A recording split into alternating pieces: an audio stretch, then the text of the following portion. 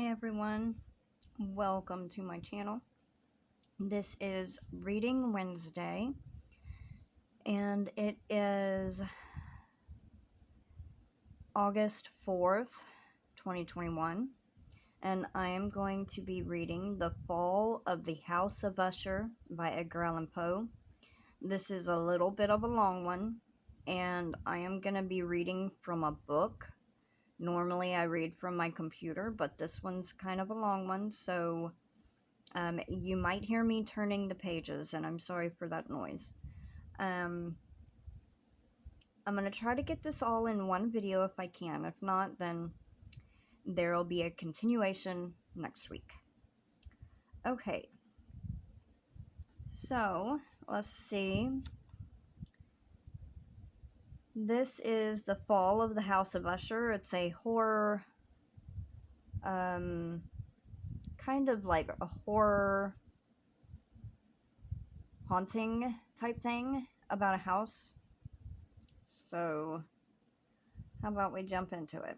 This is the first time I've ever read this story, so I have no idea what's in it.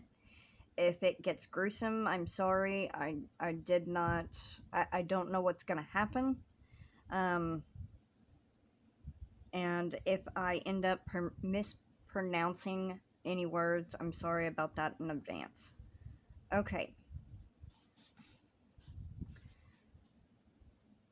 During the whole of a dull, dark, and soundless day in the autumn of the year, when the clouds hung oppressively low in the heavens, I had been passing alone on horseback through a singularly dreary tract of country, and at length found myself in the shades of the evening drew on, within the view of the melancholy house of Usher. I know not how it was, but with the first glimpse of the building, a sense of insufferable gloom pervaded my spirit. I say insufferable, for the feeling was unrelieved by any of that half-pleasurable because poetic sentiment with which mind usually receives, even in the sternest natural images of the desolate or terrible. I looked upon the scene before me, upon the mere house and the simple landscape features of the domain, upon the bleak walls, upon the vacant eye-like windows, upon a few rank sedges, and upon a few white trunks of decayed trees, with an utter depression of soul which I can compare to no earthly sensation more properly than to the after-dream of a reveller upon opium, a bitter lapse into everyday life, a hideous dropping off of the veil. There was an iciness, a sinking, a sickening of the heart, an unredeemed dreariness of thought which no goading of the imagination could torture into aught of the sublime. What was it? I paused to think. What was it that so unnerved me in the contemplation of the house of Usher? It was a mystery, all insoluble, nor could I grapple with the shadowy fancies that crowded upon me as I pondered.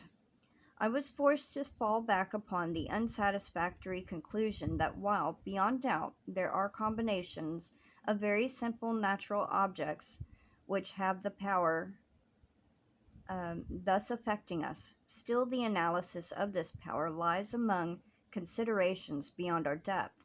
It was possible.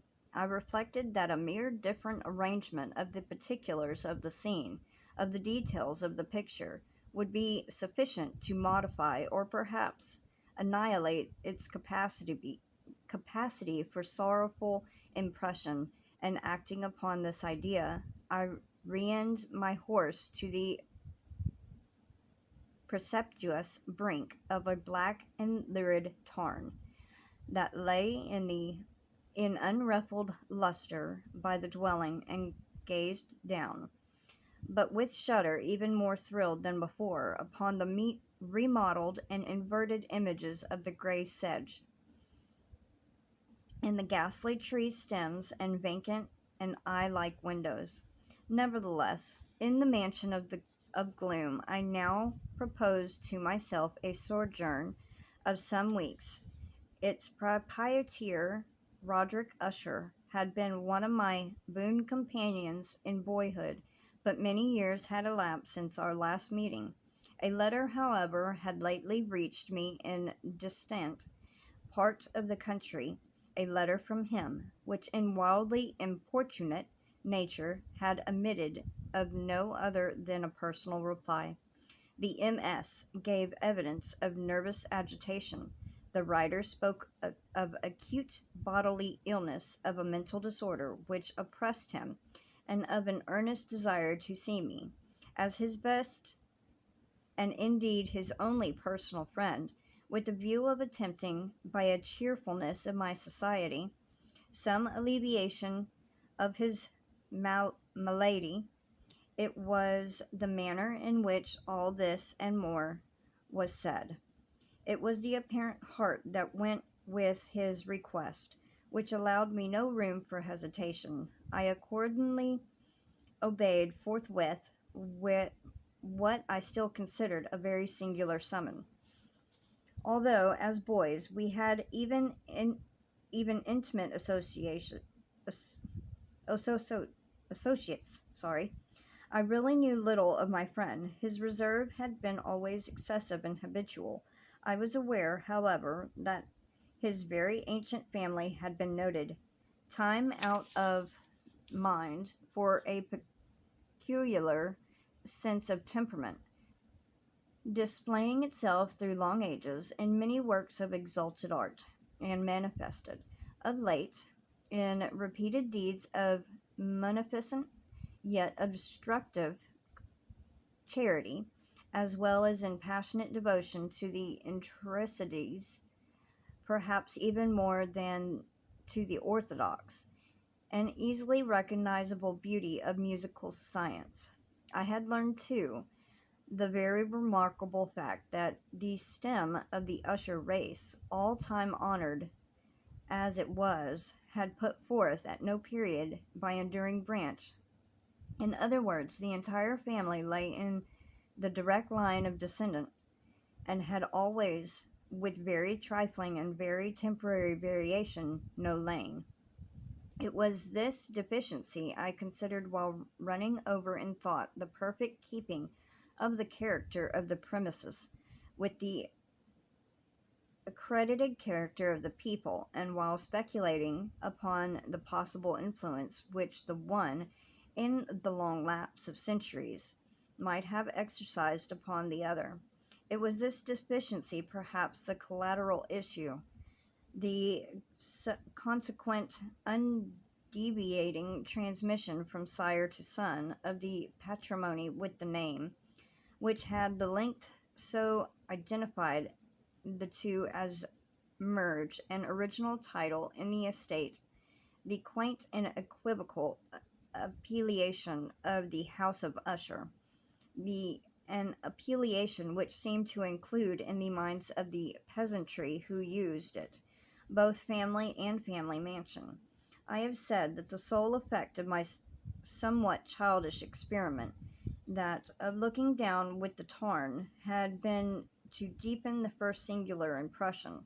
There can be no doubt that the consciousness of the rapid increase of my superstition, for why should I not so term it, served mainly to accelerate the increase itself. Such I have long known as the paradoxical law of all sentiments having terror as a basis. And it might have been for this reason only that when I again uplifted my eyes to the house itself, from its image in the pool, there grew my mind a strange fancy, a fancy so ridiculous indeed, but I mention it to show the vivid force of the sensations which oppressed me.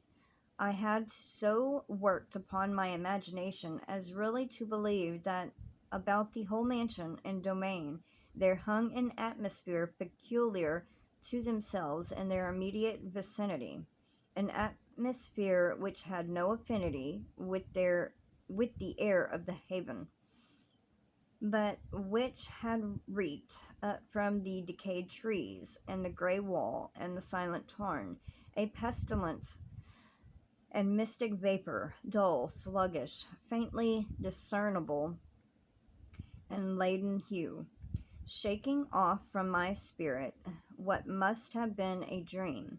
I scanned more narrowly the real aspect of the building. Its principal feature seemed to be that of an excessive antiquity. The discoloration of ages had been great. Minute fungi overspread the whole exterior, hanging in a fine tangled web, worked from the eaves. Yet all this was apart from the extraordinary dilapidation. No portion of the masonry had fallen, and there appeared to be no wild inconsistency between its still perfect adaptation of the parts and the crumbling condition of the individual stones. In this there was much that reminded me of the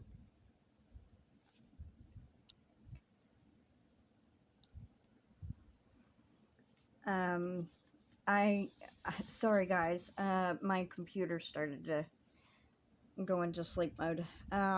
Let's see. In this there was much that reminded me of the spacious totality of the old woodwork, which had rotted for long years in some neglected vault, with no disturbance from the breath of the external air. Beyond this indication of extensive decay, however, the fabric gave little token of instability. Perhaps the eye of scrutinizing observer might have discovered a barely perceivable fissure, which extended from the roof of the building in front, made its way down the wall in a zigzag direction until it became lost in the sullen waters of the tarn. Noticing these things, I rode over a short causeway to the house. A servant in waiting took my horse, and I entered the Gothic archway of the hall. A valet of stealthy step thence conducted me in silence through many dark and intricate passages in my progress to the studio of his master. Much I encountered on the way contributed, I know not how, to heighten the vague sentiment of which I have already spoken, while the objects around me, while the carvings of the ceiling, the somber tapestries of the wall, the ebon blackness of the floors, and the phantasmagoric armorial trophies which rattled as I strode, were but matters to which, or to such as which, I had been accustomed from my infancy, while I hesitate not to acknowledge how familiar was all this. I still wondered to find how unfamiliar were the fancies which ordinary images were stirring up. One of his one On one of the staircases I met the physician of the family. His countenance, I thought, wore a mingled expression of low cunning and perplexity. He accosted me with the trepidation and passed on. The valet now threw open a door and ushered me into the presence of his master. The room in which I found myself was very large and lofty. The windows were long, narrow, and pointed, and at so vast a distance from the black oaken floor as to be altogether inaccessible from within. Feeble gleams of encrimsoned light made their way through the trestled panes, and served to render sufficiently distant the more prominent objects around. The eye, however, struggled in vain to reach the remoter angles of the chamber, or the recesses of the vaulted and fretted ceiling. Dark draperies hung upon the walls. The general furniture was profuse, comfortless, antique, and tattered. Many books and musical instruments lay scattered about, but failed to give any vitality to the scene. I felt that I breathed an atmosphere of sorrow. An air of stern, deep, irredeemable gloom hung over and pervaded all. Upon my entrance, Usher arose from the sofa on which he had been lying at full length and greeted me with a vivacious warmth which had much in it. I at first thought an overdone cordially of the constrained effort of the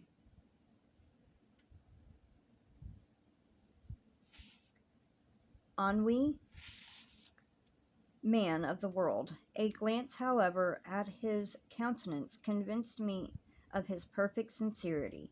We sat down for some moments while he spoke not. I gazed upon him with a feeling half of pity, half of awe.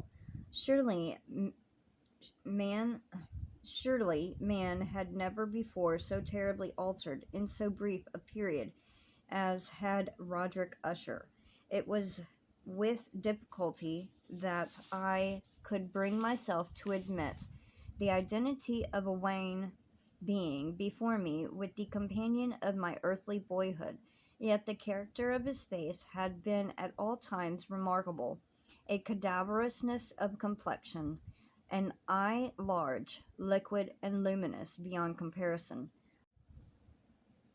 lips somewhat thin and very pallid, of a surpassingly beautiful curve, a nose of delicate Hebrew model, but with a breadth of nostril unusual in similar formations, a finely molded chin, speaking, in its want of prominence, of a want of moral energy, hair of a more than web-like softness and tenuity. These features, with an inordinate expansion above the regions of the temple, made up altogether countenance not easy to be forgotten. And now, in the more exaggeration of the prevailing character of these features, and the expression they wont to convey, lay so much of change that I doubted to whom I speak. The now ghastly pallor of the skin, and the now miraculous luster of the eye, above all things, startled and even awed me. The silken hair, too, had been suffered to grow all unheeded, and as in its wild gossamer texture, it floated rather than fell about the face. I could not, even with effort, connect its arabesque expression with an idea of simple humanity. In that, in the manner of my friend, I was once struck with an incoherence, an inconsistency, and I soon found this to arise from a series of feeble and futile struggles to overcome an habitual trepidancy, an excessive nervous agitation. For something of this nature I had indeed been prepared no less by his letter than a remnants of certain boyish traits, and by conclusion deduced from his peculiar physical conformation and temperament. His action was alternatively vivacious and sullen.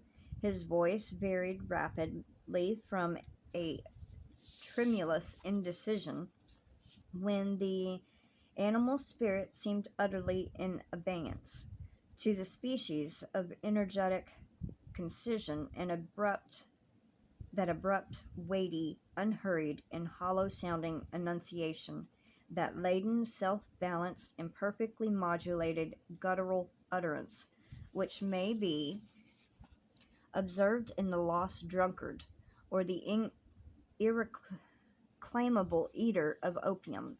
During the periods of his most intense excitement, it was thus that he spoke of the object of my visit, of this of his earnest desire to see me, and the solace he expected me to afford him.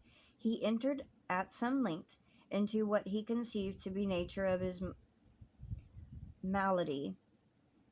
It was, he said, a constitutional and family evil, and one for which he despaired to find a remedy. A mere nervous affection, he immediately added, which would undoubtedly soon pass off. It displayed itself in the most unnatural sensations. Some of these, as he detailed them, interested and bewildered me, although perhaps the terms and the general manner of their narration had their weight. He suffered much from the morbid acuteness of the senses. The most insipid food was alone and endurable. He could only wear garments of certain texture. The odors of all the flowers were oppressive. His eyes were tortured by even a faint light, and there were but particular sounds, and these from stringed in, in, instruments, which did not inspire him with horror. To an anomalous species of terror, I found him a bound slave. I shall perish, he said. I must perish in this deplorable folly. Thus, and not otherwise, shall I be lost. I dreaded the events of the future, not in themselves, but in their results. I shudder at the thought of any, and the most trivial incident which may operate upon his intolerable agitation of soul. I have indeed no abhorrence of danger, acceptance in its solution effect in terror. In this unnerved, in this pitiable condition, I feel that the period will sooner or later arrive when I must abandon life and reason together in some struggle with the grim phantasm, fear. I learned, moreover, at intervals, and though broken the equivocal hints, other singular feature of his mental condition. He was he was enchained by certain superstitious impressions in regards to the dwelling which he tainted. I just lost my place, sorry. And whence for many years he had never ventured forth in regard to the influence whose superstitious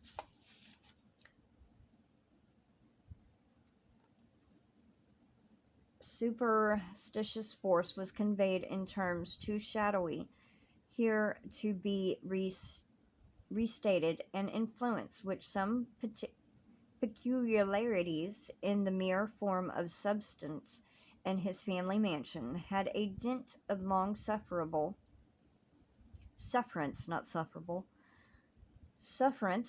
he said, obtained over his spirit, an effect which the physique of the grey walls and turrets, and of the dim tarn into which they all looked down, had at length brought about upon the moral of his existence.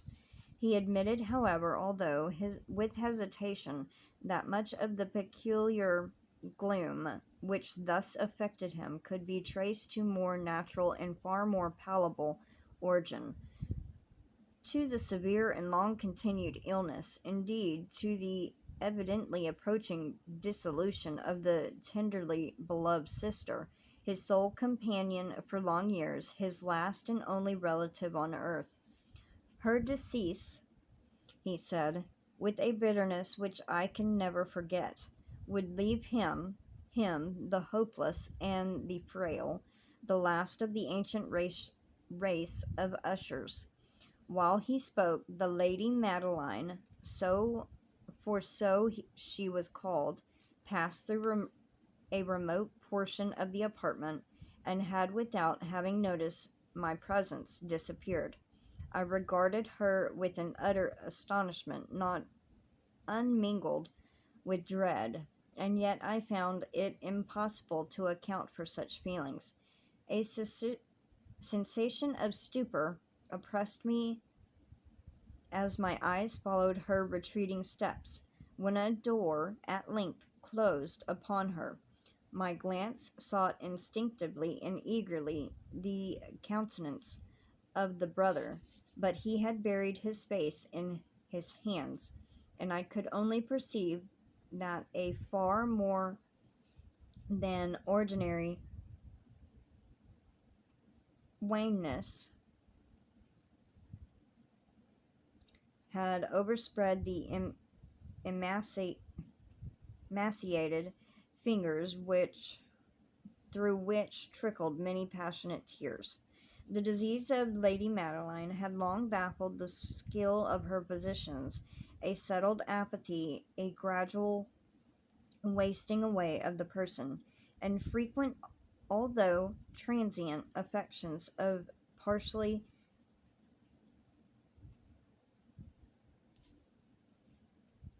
cataleptical character were the unusual diagnosis. Hitherto she had steadily borne up against the pressure of her malady, and had not betaken herself finally to bed. But on the closing in of the evening of my arrival at the house, she succumbed, as her brother told me at night with inexpressible agitation, to the prostrating power of the destroyer. I learned that the glimpse I had obtained of her person would this probably be the last I should obtain, that the lady, at least while living, should be seen by me no more. For several days ensuing, her name was unmentioned by either Usher or myself, and during this period I was busied in the earnest endeavors to alleviate the melancholy of my friend. We painted and read together, or I listened as if in a dream to the wild improvisations of his speaking guitar.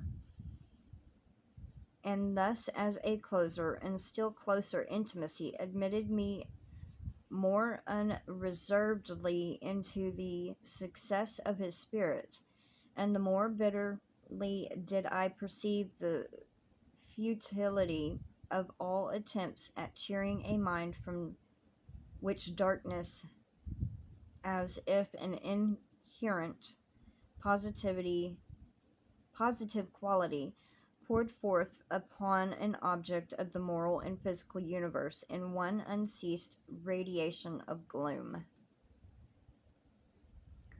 I shall ever bear about me a memory of the many solemn hours I thus spent alone with the master of the house of Usher. Yet I should fail in any attempt to convey the idea of the exact character of the studies, or of the occupations in which he involved me, or led me the way. An excited and highly distempered ideality threw a sulphurous luster over all. His long improvisioned dirges will ring forever in my ears. Among other things, I hold painfully in my mind a certain singular perversion and amplification of the wild air of the last waltz of von Weber, from the paintings over which his elaborate fancy brooded, and which grew, touch by touch, into vagueness, at which I shuddered the more thrillingly because I shuddered, knowing not why, from these paintings. Vivid as their images now are before me, I would in vain endeavor to adduce more than a small portion which should lie within the compass of merely written words. By the utter simplicity, by the nakedness of his designs, he arrested and overawed attention. If ever mortal painted an idea of moral was Roderick Usher, for me at least. In the circumstances then surrounding me, there arose out of the pure abstractions which the hypochondriac contrived to throw upon his canvas an intensity of intolerable awe, no shadow of which felt I ever yet in the contemplation of the certainty certainly glowing, yet too concrete reveries of Fuseli, Fuseli, one of the phantasmagoric conceptions of my friend, partaking not so rigidly of the spirit of abstraction, may be shadow forth, although feebly in words. A small picture presented the interior of an immensely long and rectangular vault or tunnel, with low walls, smoothed white, and without interruption or device. Certain access, accessory points of the design served well to convey the idea that this excavation lay in exceeding depth below the surface of the earth. No outlet was observed in any portion of its last extent, and no torch or other artificial source of light was discernible. Yet a flood of intense rays rolled throughout, and bathed the whole ghastly and inappropriate splendor. I have just spoken of that morbid condition of the auditory nerve, which rendered all music intolerant to the sufferer, with the exception of certain effects of stringed instruments. It was perhaps the narrow limits of which he thus confined himself upon the guitar which gave birth, in great measure, to the fantastic character of his performance.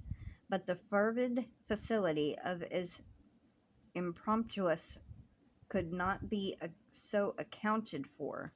They must have been, and were, in those notes as well as in words of his wild fantasies, for he not unfrequently accompanied himself with the rhythm verbal improvisation, the result of that intense mental collectedness and concentration to which I have previously alluded, as observable only in particular moments of the highest artificial excitement. The words of one of the rhapsodies I have easily remembered. I was perhaps the more forcibly impressed with it as he gave it, because in the under or mystic current of its meaning I fancied that I perceived, and for the first time, a full consciousness on the part of Usher of the tottering of his lofty reason upon her throne. The verses, which were not entitled "The Haunted Palace," ran very neatly, if not accurately, thus: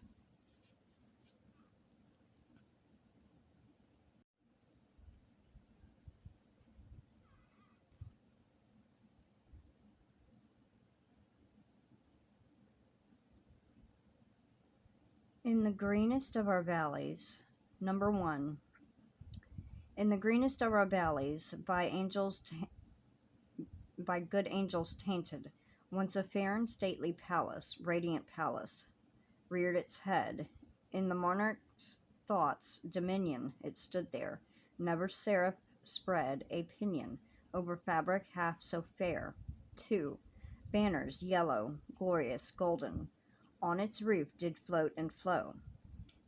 All this, was in the olden time long ago, and every gentle air that dallied, in that sweet day, along the ramparts plumed and pallid, a winged odor went away. 3. Wanderers in that happy valley, through 2 luminous windows saw spirits moving musically to a lute's well-tuned law, round about a throne, where sitting Porphyrogene, in state his glory well befitting, the ruler of the realm was seen. 4. And with all the pearl, ruby glowing, was the fair palace door, through which came flowing, and sparkling evermore a troop of echoes, whose sweet duty was but to sing, in voices of surpassing beauty, the wit and wisdom of their king. 5. But evil things in robes of sorrow assailed the monarch's high estate. Ah, let us mourn, for never morrow shall dawn upon him desolate, and round about his home the glory that blushed and bloomed, but is but a dim remembered story of the old time entombed. 6. The travelers now within the valley, through the red litten window see vast forms that move frantically to a discordant melody, while like rapid ghastly river, through the pale door, a hideous throng rush out forever, and laugh but smile no more. I well remembered that suggestions arising from the ballad led us to a train of thought wherein there became manifest an opinion of Usher's, which I mention not so much on account of its novelty, for other men have thought thus, as on account of the pertinacity with which he maintained it. The opinion in its general form was that of a sentence of all vegetable things, but in this disorder fancy the idea had assumed a more daring character and trespassed under certain conditions upon the kingdom of inorganization. I lack words to express the full extent or the earnest abandon of his persuasion. The belief, however, was connected, as I have previously hinted, with the grey stones of the home of his forefathers. The conditions of the sentence had been there, he imagined, fulfilled in the method of collocation of these stones, in order of their arrangement, as well as in that of the many fungi which overspread them, and of the decayed trees which stood around, above all, in the long undisturbed endurance of this arrangement, and in its reduplication in the still waters of the tarn. Its evidence, the evidence of sentience was to be seen, he said, and I here started as he spoke, in the gradual yet certain condensations of an atmosphere of their own about the waters and the walls. The result was discoverable, he added, in the silent yet importunate and terrible influence which for centuries had molded these destinies of his family, which made him what I now saw him, what he was. Such opinions needed no comment, and I will make none. Our books, the books which for years had formed no small portion of the mental existence of the invalid, were, as might be supposed, in strict keeping with his character of the phantasm. We pored together over such work as the Vervet of Chartreuse, of Gresset, the Belforigor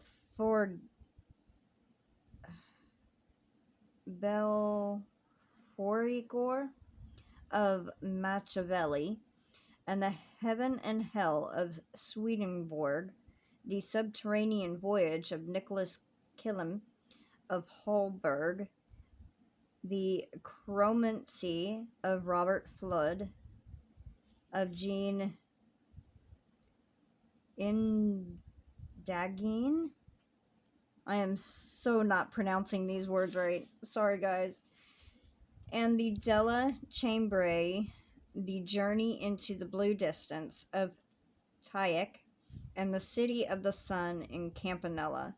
One favorite volumes was a small octavo edition of the Dectorium Inquisitorium by the Dominican Emeric de Gironi, and there were passages in Pomponius Mela about the old African satires, and pagan Egyptians over which Usher would sit dream for hours. His chief delight, however, found in the personal of an exceedingly rare and curious book of Quarto Gothic, the Manual of a Forgotten Church, the Vigilis Mortuorium Secundum Coram Ecclesiae Magnutae. Sorry. I think that's a different language. I could not help think of the wild rituals of his work and its probable influence upon the hypochondriac when one evening, having informed me abruptly that the Lady Madeline was no more, he stated his intention of preserving her corpse for a fortnight, previously to its final interment in one of the numerous vaults within the main walls of the building. The worldly reason, however, assigned for his singular proceedings was one which I did not feel at liberty to dispute. The brother had been led to his resolution, so he told me, by consideration of the unusual character of the malady of the deceased, of her certain obstructive and eager inquiries on the part of her medical men, and the remote and exposed situation of the burial ground of the family. I will not deny that when I called to mind the sinister countenance of the person whom I met upon the staircase on the day of my arrival at the house, I had no desire to oppose what I regarded as the best but harmless by no means an unnatural precaution. At the request of Usher, I personally aided him in the arrangements for the temporary embodiment. The body having been encoffined, we two alone bore it to its rest. The vault in which we placed it, and which had been so long unopened that our torches, half smothered in its oppressive atmosphere, gave us little opportunity for investigation, was small, damp, and entirely without means of admission for light, lying at great depth immediately beneath the portion of the building in which was my own sleeping apartment. It had been used, apparently, in remote feudal times for the worst purposes of a donjon keep, and in later days a place of deposit for powder or some other highly combustible substance, as a portion of its floor and the whole interior of a long archway through which we reached it were carefully sheathed with copper. The door of massive iron had been also similarly protected. Its immense weight caused an unusually sharp grating sound as it moved upon its hinges. Having deposited our mournful burden upon trestles within the region of horror, we partially turned aside the yet unscrewed lid of the coffin and looked upon the face of the tenant. A striking similitude between the brother and sister now first arrested my attention, and Usher, divining perhaps my thoughts, murmuring out of some few words from which I learned that the deceased and himself had been twins, that the sympathies of a scarcely intelligible nature had always existed between them. Our glances, however, rested not long upon the dead, for we could not regard her unawed. The disease which had thus entombed the lady in the maturity of youth had left, as usual in all maladies of the strictly cataleptical character, the mockery of a faint blush upon the bosom and the face, and the suspiciously lingering smile upon the lips, which is so terrible in death. We replaced and screwed down the lid, having secured the door of iron, made our way with toil into the scarcely less gloomy apartments of the upper portion of the house. And now, some days of bitter grief having elapsed, an observable change came across the features of the mental disorder of my friend. His ordinary manner had vanished. His ordinary occupations were neglected or forgotten. He roamed from chamber to chamber with hurried, unequal, and objectiveless step. The pallor of his countenance had assumed, if possible, a more ghastly hue, but the luminousness of his eyes had utterly gone out. The once occasional huskiness of his tone was heard no more, and a tremendous quaver, as if of extreme terror, habitually characterized his utterance. There were times, indeed, when I thought his unceasingly agitated mind was laboring with some oppressive secret to divulge, which he struggled for the necessary courage. At times, again, I was obliged to resolve all of the mere inexplicable vagaries of madness, for I beheld him gazed upon vacancy for long hours, in an attitude of the profoundest attention, as if listening to some imaginary sound. It was no wonder that his condition terrified, that it infected me.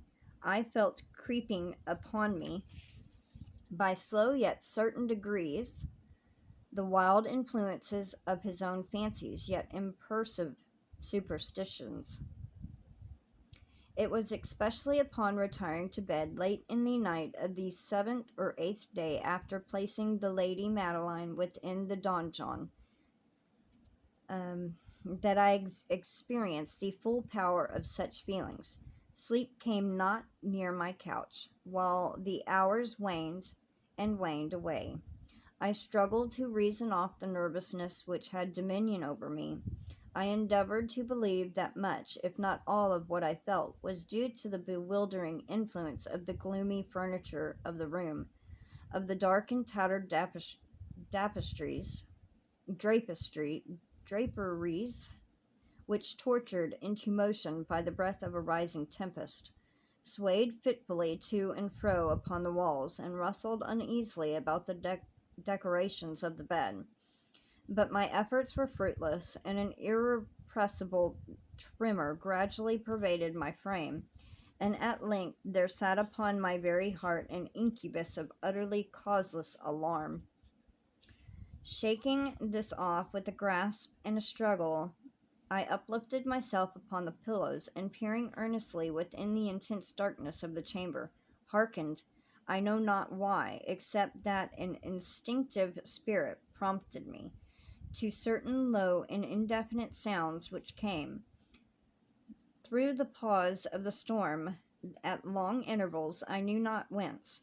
Overpowered by an intense sentiment of horror, unaccountable yet unendurable, I threw on my clothes with haste, for I felt I should sleep no more during the night, and endeavored to arouse myself from a pitiable condition into which I had fallen by pacing rapidly to and fro through the apartment. I had taken but few turns in this manner when a light step on a adjoining staircase arrested my attention. I presently recognized it as that of Usher. In an instant afterwards he rapped with a gentle touch at my door and entered. Bearing a lamp, his countenance was as usual cadaverously wan, but moreover there was a species of mad hilarity in his eyes, and evidently restrained hysteria in his whole demeanor. His air appalled me, but anything was preferable to the solitude which I had so long endured, and even welcomed his presence as a relief. "And you have not seen it?"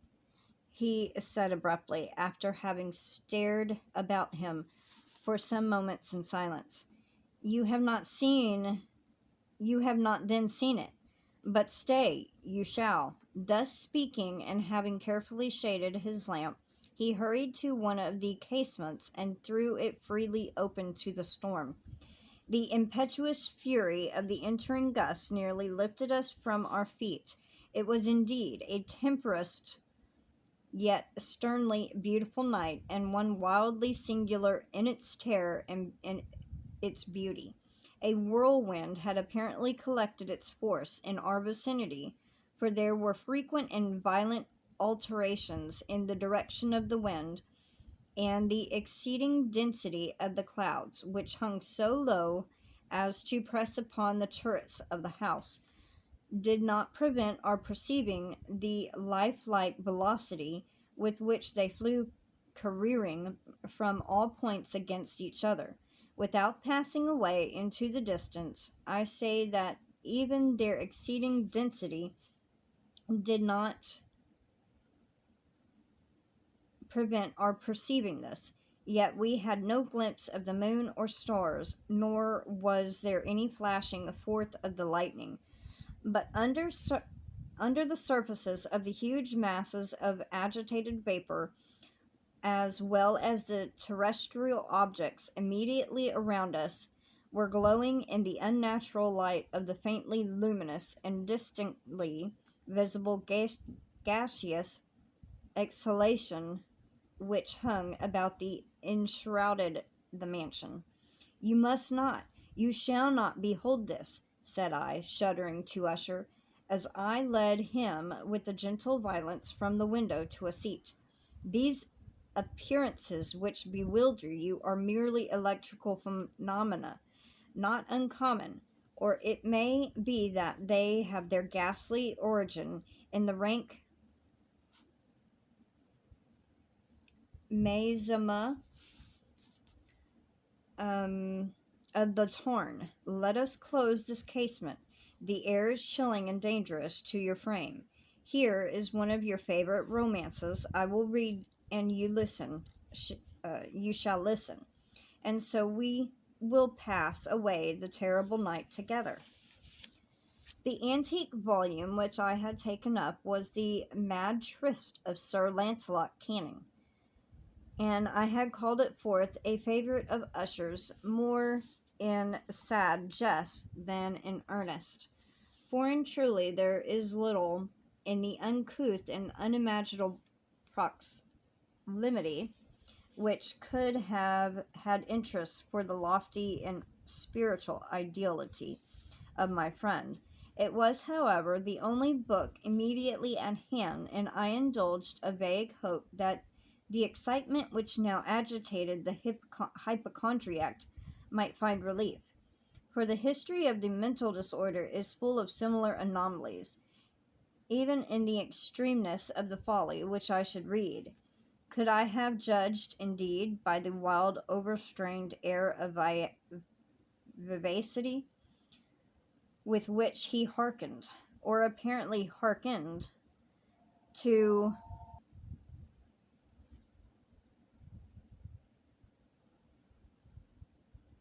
the words of the tale, I might well have congratulated myself upon the success of my design.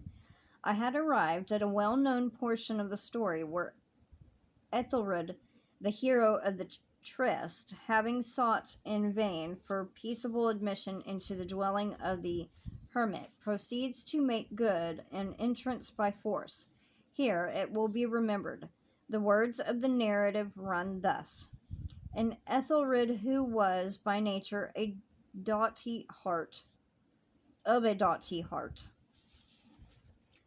and who was now mighty withal, and on account the powerfulness of the wine which he had drunken, waited no longer to hold parley with the hermit, who in sooth was of an abstinent and maliceful turn, but feeling the rain upon his shoulders, and fearing the rise of the tempest, uplifted his mace outright, and with blows made quickly room in the plankings of the door for his gauntleted hand, and now pulling therewith sturdily, he so cracked and ripped and tore all asunder that the noise of the dry and hollow sounding wood alarmed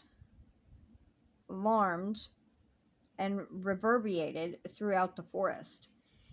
At the termination of this sentence, I started and for a moment paused, for it appeared to me, although I at once concluded that my excited fancy had deceived me, it appeared to me that from some very remote portion of the mansion there came indistintly to my ears what might have been, in its exact similarity of character, the echo, but a stifled and dull one certainly, to the very cracking and ripping sound which Sir Lancelot had particularly described.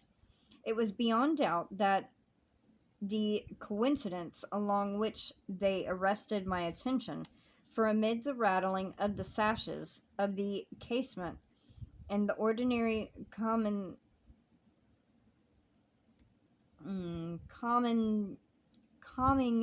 led noise of the ill increasing storm, the sound in itself had nothing.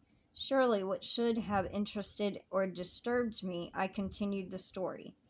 But the good companion Ethelred, now entering within the door, was sore enraged, amazed, and to perceive no signal of the maliceful hermit, but in the stead thereof a dragon of a scary and prodigious demeanor, and a fiery tongue, which sate in guard before a palace of gold, with the floor of silver, and upon the wall there hung a shield of shining brass, within legend unwritten, who entereth herein a conqueror hath been, who slayeth the dragon, the shield he shall win.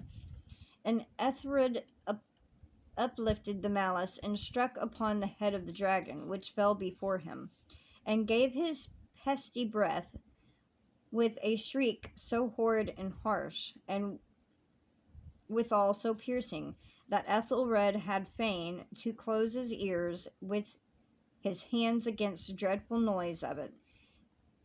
The like thereof was never before heard.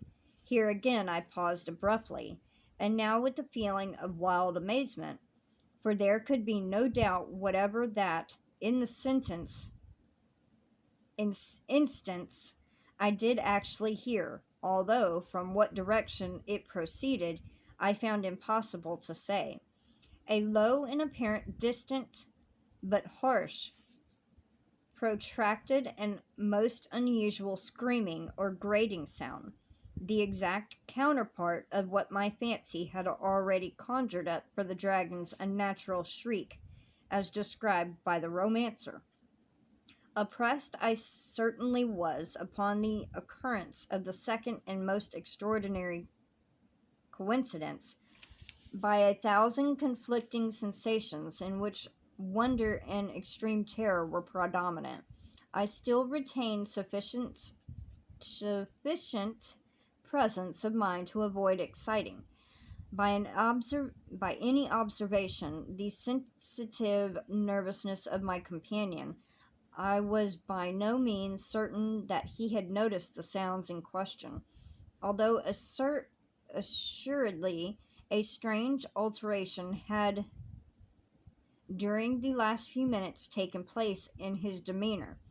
From a position fronting in my own, he had gradually brought round his chair so as to sit with his face to the door of the chamber, and thus I could partially perceive his features, although I saw that his lips trembled as if he were murmuring inaudibly.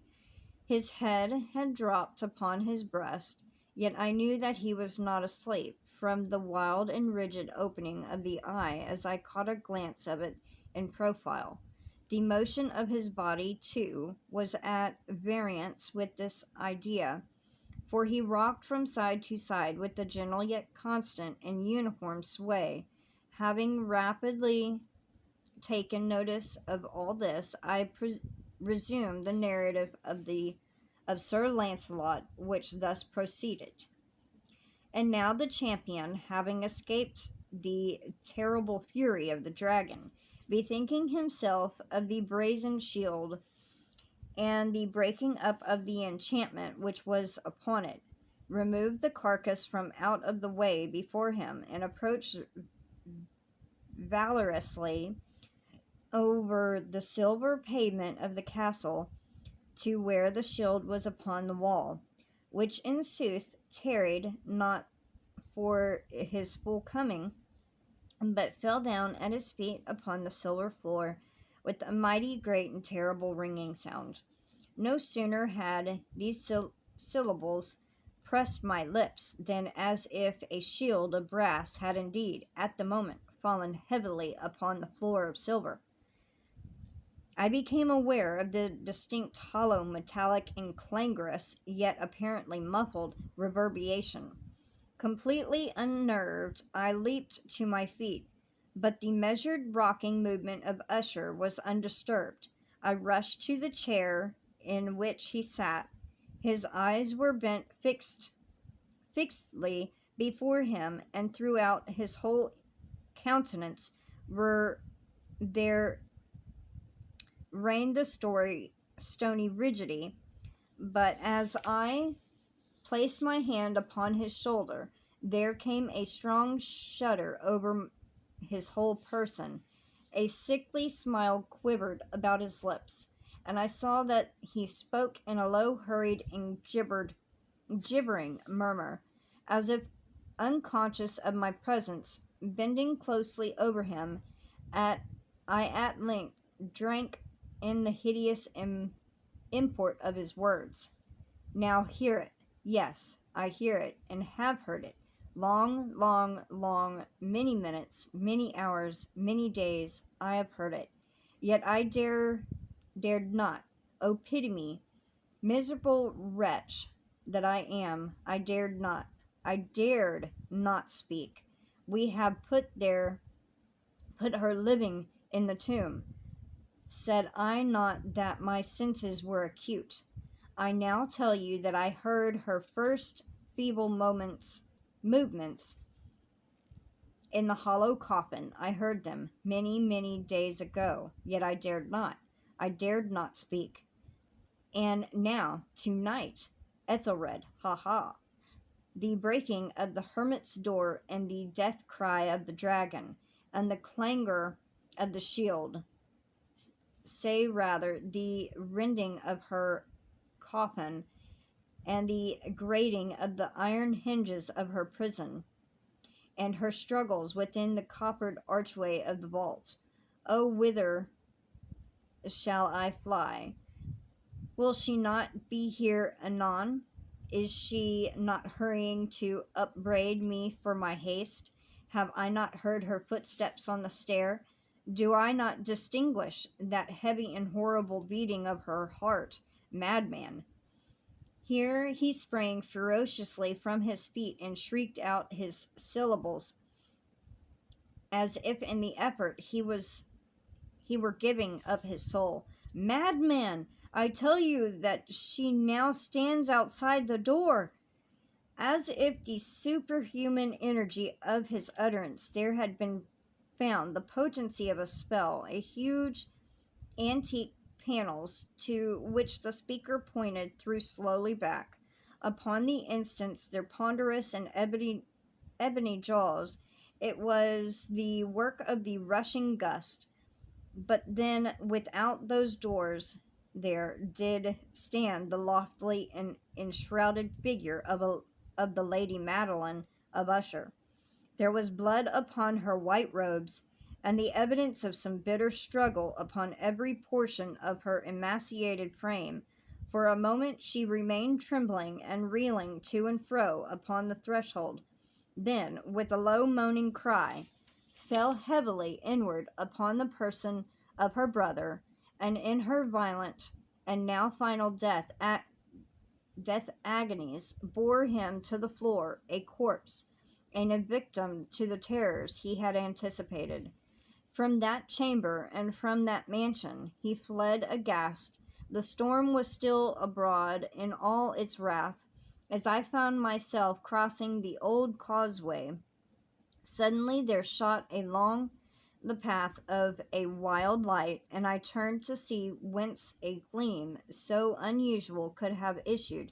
For the vast house, its shadows were alone behind me. The radiance of that of the full setting and the blood red moon, which now shone vividly through that once barely discernible fissure of which I have before spoken as extending from the roof of the building in a zigzag direction to the base. While I gazed, this fissure rapidly widened. There came a fierce breath of the whirlwind. The entire orb of the satellite burst at once upon my sight. My brain reeled as I saw the mighty walls rushing asunder. There was a long, tumultuous shouting sound like the voice of 1,000 waters, and the deep and dank tarn at my feet closed sullenly and silently over the fragments of the house of Usher. And that concludes the fall of the house of Usher. I am so sorry for all the mispronunciations and stumbles and everything, all the extra noises in the background, all the phone ringing. I am so sorry. But anyway, I hope you have enjoyed this little story, and have a great Wednesday. I will see y'all later. Bye bye for now.